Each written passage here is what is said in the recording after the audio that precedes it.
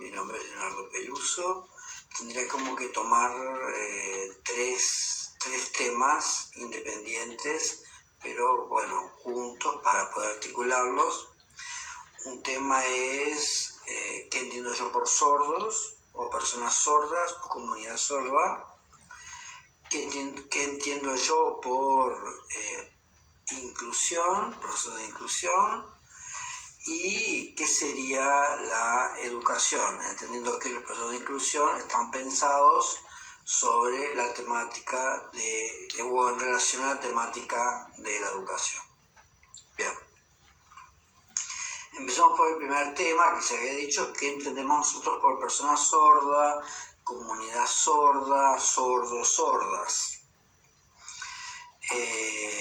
Bueno, viene larga literatura sobre este tema y enormes debates, y básicamente la gran pregunta es: ¿los sordos son personas que no oyen, o discapacitados auditivos, o hablantes de una lengua de señas?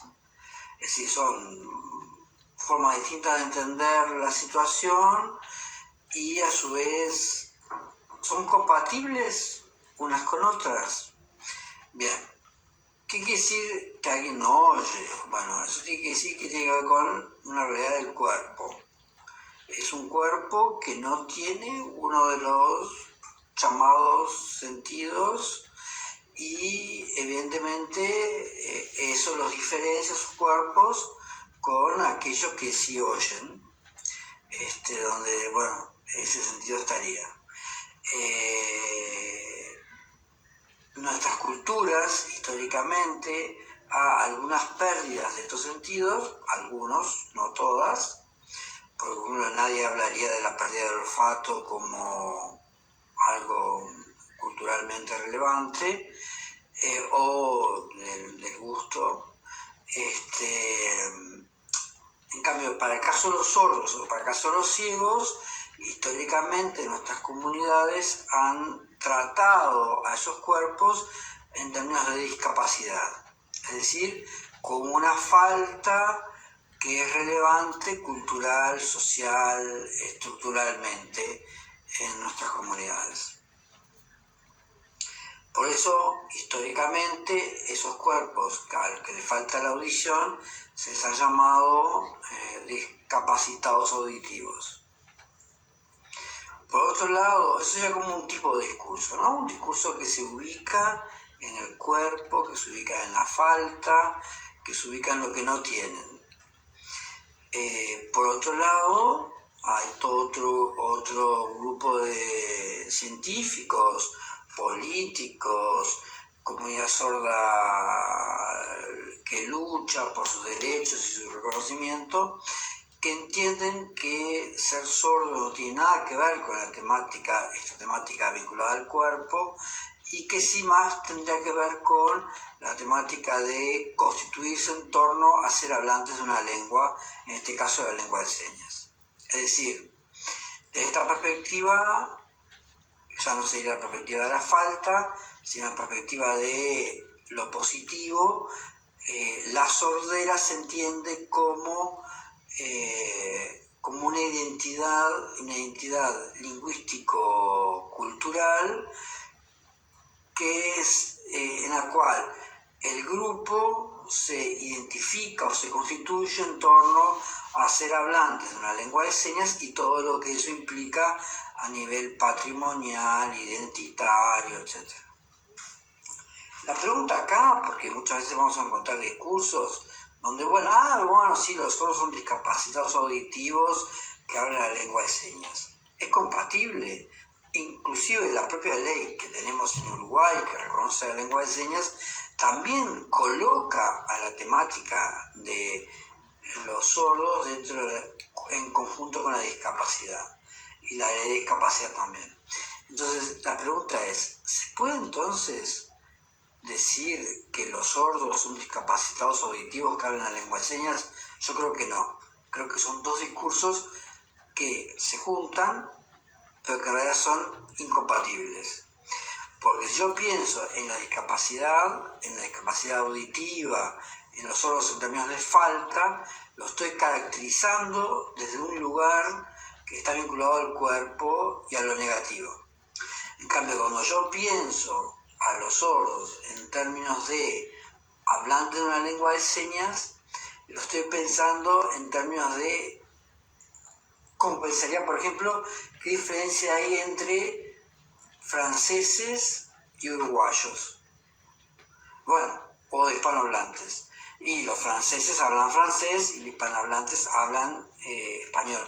No los pensamos en términos de falta.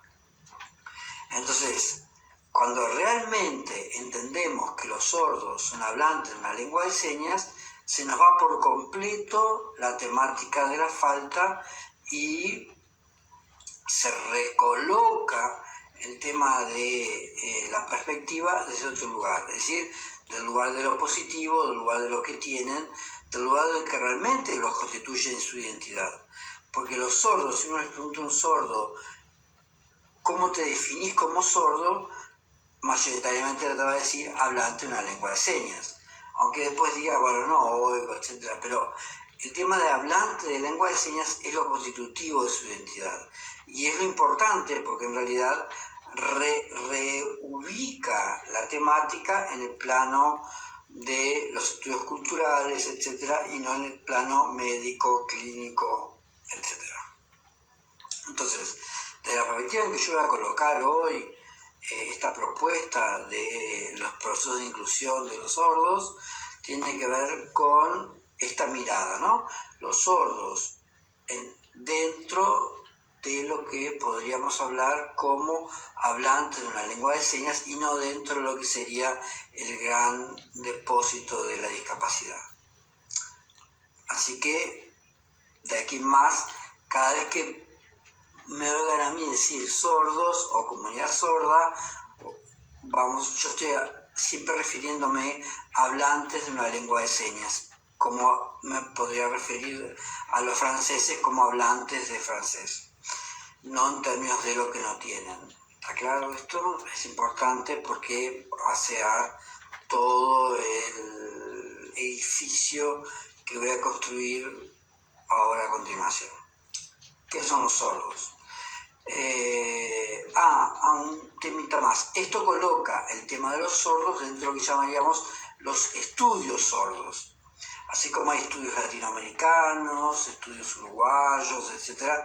Estudios sordos, que son estudios que anclan perspectivas políticas, históricas, geográficas, literarias, discursivas, etcétera, que anclan todo en torno a el tema de los sordos como hablantes de una lengua de señas con una perspectiva política, ideológica que tiene que ver con esto, ¿no? Entonces, podemos decir que yo me voy a ubicar en el campo de los estudios sordos.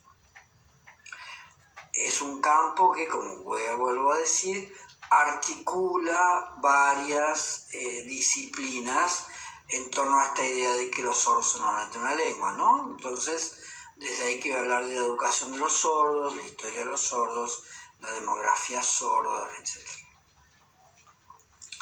Bien, el otro punto al que me quería referir, punto 1, ¿se acuerdan?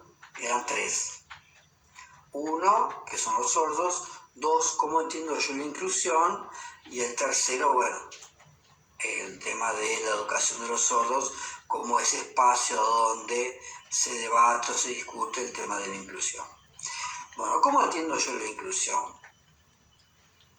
El tema de la inclusión creo que es un tema que tiene un perfil político muy fuerte.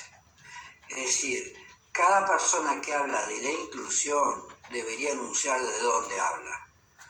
Y yo creo que ahí está el gran problema de que no todos hablamos de la inclusión desde el mismo lugar. Y por lo tanto yo soy bastante crítico con los discursos generales que se han instalado en relación a la inclusión.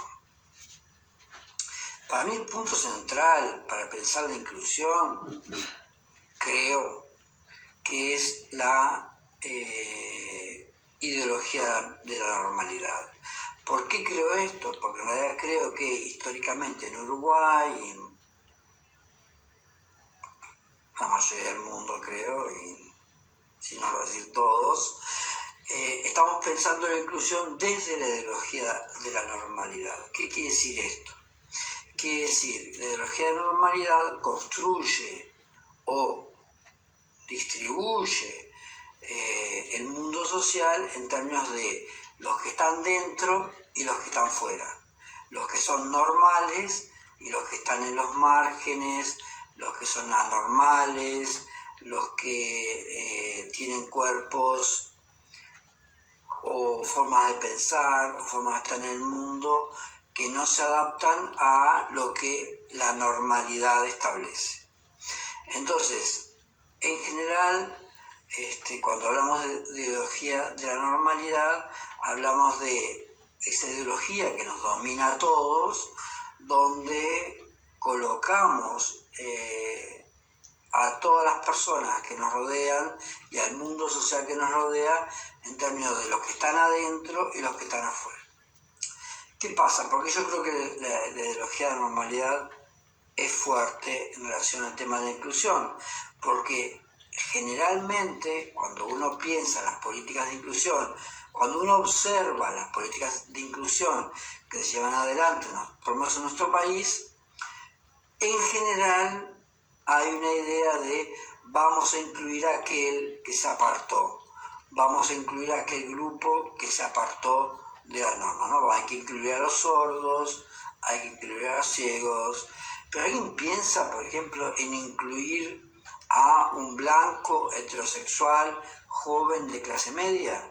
No, ese ya está naturalmente incluido, porque no tiene ninguna marca.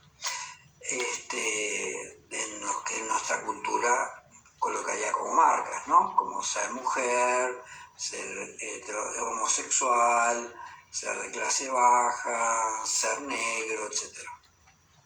Entonces, en general, la inclusión está pensando para incluir a aquellos que la propia ideología de la normalidad determina como en los márgenes, como por fuera, como sospechados inclusive, ¿no?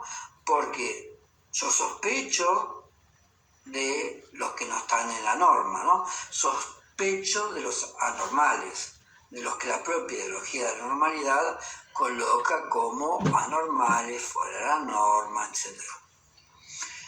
Cuerpos sospechados, mentes sospechadas, morales sospechadas, etc.